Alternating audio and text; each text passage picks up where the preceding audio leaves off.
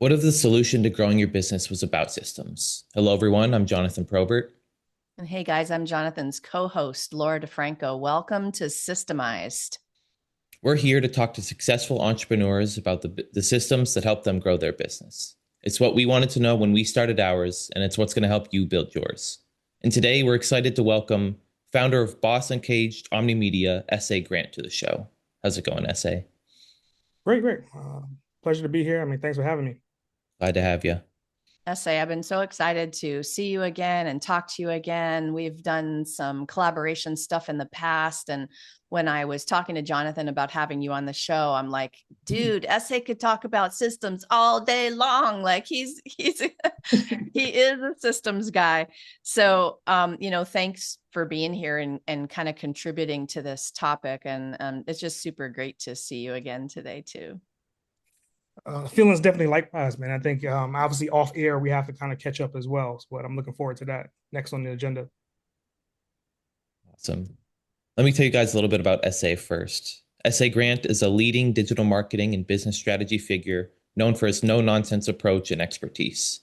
He's the founder of Boss Uncaged Omnimedia Inc. and the host of Boss Uncaged podcast. Furthermore, Grant is a best-selling author and a sought-after speaker at prestigious events. In addition to his professional achievements, he enjoys coaching and mentoring as he is deeply committed to empowerment, growth, and success.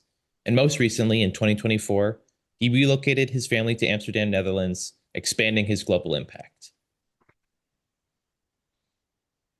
Yeah, let's go right into it, Jonathan. Awesome. So, SA, can you tell us about something that you implemented into your business that has saved you time, effort, or money?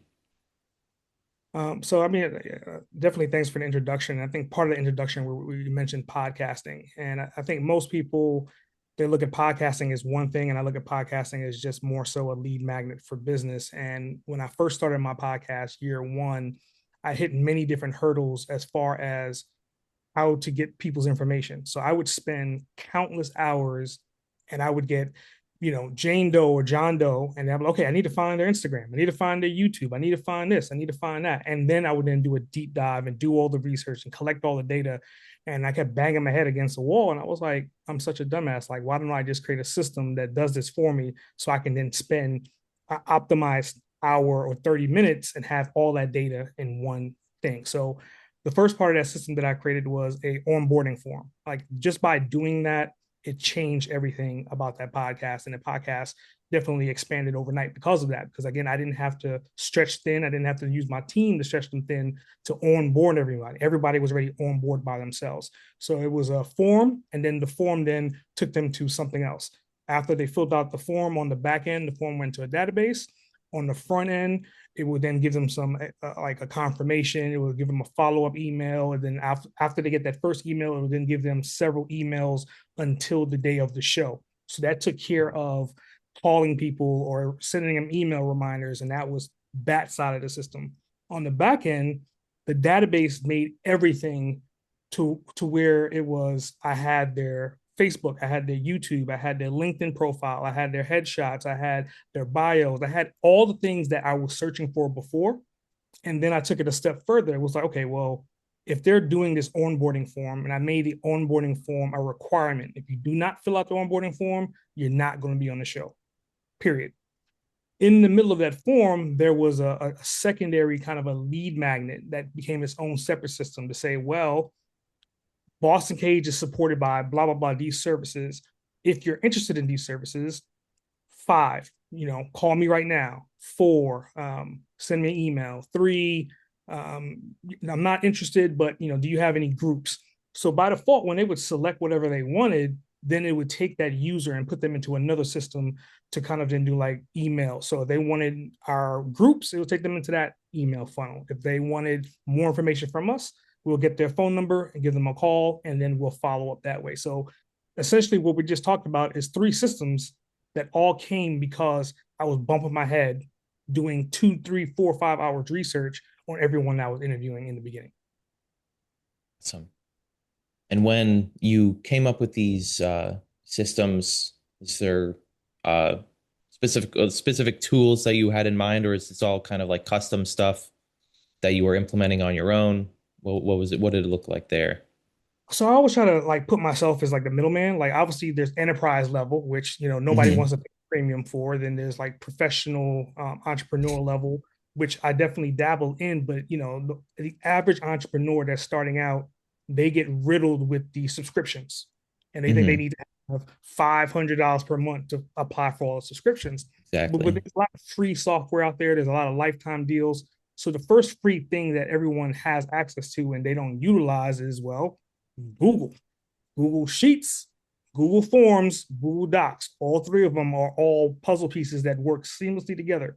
So even though we built a custom web page and we have custom forms online, day one to test that procedures out, it was a Google form. Then the Google Hmm. form automatically updated the spreadsheet, and then by default, the spreadsheet would then automatically update inside iCal or in Google Calendar. So again, all of those system items were there. It was just a matter of how do we do it? Like, how do we communicate between these? And a lot of times you could just ask Google. Well, back then you would ask Google. Today you would ask AI or chat, and Hmm. then step by steps on how to do it. Awesome. And going even further to the start of it, you said you were researching for hours on end for each person instead of them just giving you their information. How would Right. you, is there any sort of system to go and find people that are fit for your podcast, So specifically for people who want to start their own? that is a kind of like a tongue twister question, right? I mean, yes, there is, but you wouldn't think it's as obvious as software. In my Hmm. case, if you're a podcaster, eventually as you're podcasting and your episodes start to get ranked, your show starts to get ranked, you start to get these people that contact you saying, "Hey, I love your show. I love episode whatever, and I have the perfect person to be on that show." Hmm. In my case, season one, I got a couple of those emails. Season two, I got way more. By the time season three came around, they were coming in every day. And I was like, okay, let me see what's really going on. And then once I actually figured out what was going on, but I was like, well, this becomes its own individual system to where I don't have to go after people anymore. I started going after what I labeled as podcast recruiters. And with the podcast recruiters, they were getting paid to find top podcasts from top executives that didn't have time to do the research to find the podcast. And that's when my light bulb went off. I was like, well, these individuals are going to be great because they're paying a premium, first of all. So by default, when they go through my form and they raise their hands, when I get to the question about finances or like the number that's on the actual invoice, well, I know you're paying thousands of dollars to be on a podcast, so you'll have that premium. So by default, it was a pre-filter that made that funnel so much easier. So I just stuck to that formula. I went and Hmm. I back to all the emails from season one, season two, and I found those guys, I found those gals, and then I send them all personal emails. And then by default, when I started doing that, John, for example, would say, "Oh yeah, I got 25 people that could be on your show." Another person be like, I have 30 people, I have 15 people. And that's how I started collecting way more people. And my reach got way farther because I wasn't looking for people anymore. They were being hand delivered by multiple different podcast recruiters day in and day out. Awesome. One more question for you here. I think a big one for people starting the podcast is coming up with stuff to ask people and actually keep the Mm. show going the whole time. And you said you did your research and brought it down to them filling out the information. But can you Yep. tell us a bit about how you actually use that information to come up with questions and come up with a show that lasts the whole hour or couple hours that a lot of these bigger podcasts are? Yeah. So my podcast on average was an hour to 90 minutes per episode, which sounds crazy. What the hell can Hmm. you talk about for that long? But one of the secret tricks that I learned is like I did the research on host. I went back and I looked at a couple of seasons of Oprah. I went back and looked at Donahue, and I was just like, something that's very interesting. And again, as you become a speaker, it's the same exact philosophy. Ask questions, but you have to ask questions that they don't expect you to ask. You have to ask questions that if they're on your podcast, well, they may have been on a dozen other podcasts. Listen to a couple of those episodes and make sure that your questions are not the questions that they're used to getting. So what I started doing was diving deeper into their social media profiles. Once I had access to it, I can go back 3 years, 10 years, 15 years, 20 years. And I got to the point to where we were having a conversation about business. And I was like, oh yeah, That sounds very familiar. That sounds like that time when you and your grandparents went to Egypt in the summer of 95, blah, blah, blah, blah, blah, blah, blah, blah, blah, blah. And then by default, that conversation changes because now they know I know who the hell they are. I've done my due diligence to the Yep. point to talking about their grandparents. And at that point in time, I have full control of the episode. Because in the first 5 to 10 minutes of episode, it's a push and pull. It's you trying to get control, and it's the person running their mouth for 25 minutes. And once you do that, you have them. They're like, well, what do you want to know now? And you just keep going down that rabbit hole, asking them questions they never actually been asked before. Awesome. That's Love all that from so me. much. Do you have any Yeah, questions, Mom? I'm over here like writing down notes and like yes, and not I'm gonna get whiplash nodding my head to some of that stuff. Essay, that's awesome. I even was, your onboarding form thing, like it's such a simple solution with such a powerful result.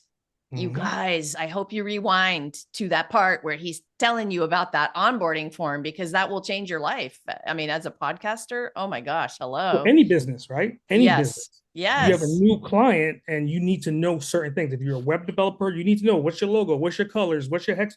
All that could be delivered to you before you even start any project. Yeah. Well, so as you can tell, we love systems around here. Entrepreneurial, the journey can be challenging. And we want to know from you, what's the most important business building tip you want to share with us today? I think you and I are a prime example of that. We would not be on this call right now if you and I were not networkers. I think that is the primary thing. It's yes, you could build a business by yourself and it'll take you way longer, but through networking, and again, if you're not a person that's a face-to-face person, you have Zoom and you have all the world of social media at your beck and call. So there's always opportunity for you to reach out to someone, follow someone, ask someone a question or whatever it is that you need, but you can't do it by yourself. Yeah, super important and powerful advice. You guys, I wrote a whole book about networking for this reason too. Like, and networking for healers really could have been titled Networking 101. Like, you got to go build relationships. So I love that advice, especially for a new business owner who needs to get their feet wet with conversations, relationships.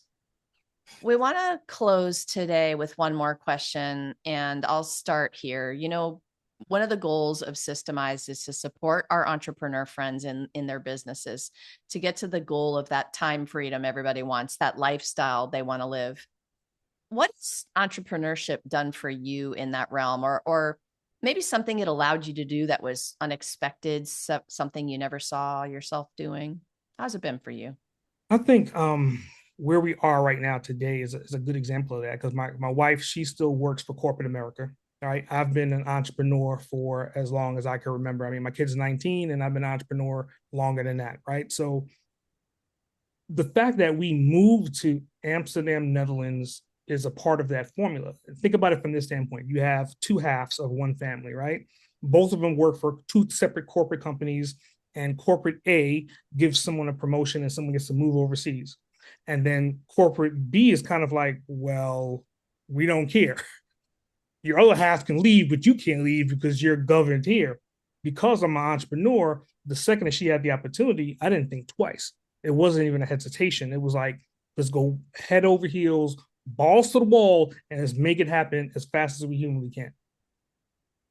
I love that. Yeah. Being able to support your family because you're an entrepreneur is a great thing.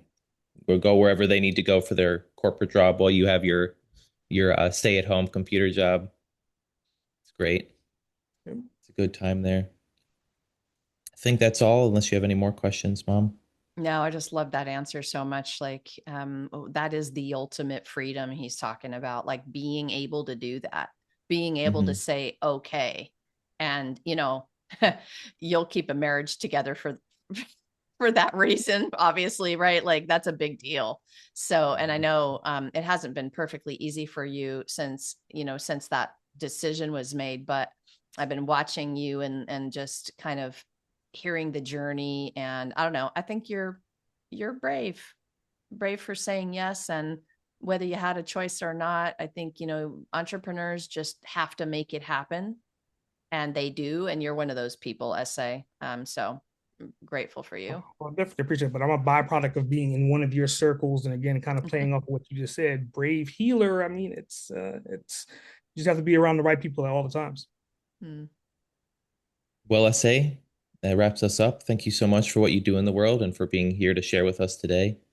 Before we let you go, we want to give you a chance to shout yourself out and let the people know where to find you and what you're up to. I just keep it simple. I mean, it's as simple. A few years ago, I'd say just go on Google and type in Boston Cage, and nowadays I just say go on chat, type in Boston Cage, and you'll literally figure out everything we're working on. And right now, I'm actually moving more into a fine art phase of business. Like everything I've been doing is still active, but I'm trying to go back to my original roots and taking some paint and creating some pieces. We actually have a an art festival that I'm going to be a part of in May of next year, and it's going to be in Turkey. So that's going to be interesting by itself. Awesome. Wow. That's amazing. And you've got some stuff up for us to look at, right? Yeah, yeah. If you want Yeah. you go to bostoncage.com, and then it's a sub of that. It's called sag.bostoncage.com. All right. Awesome. Well, you guys heard them. Reach out, carry on the conversation. The link should be in the description.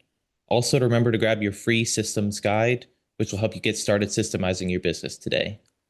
You guys, the guide is phenomenal. It's a huge catapult. If systems haven't been something you've been paying attention to, Jonathan's going to guide you in a huge way. So go grab the free guide.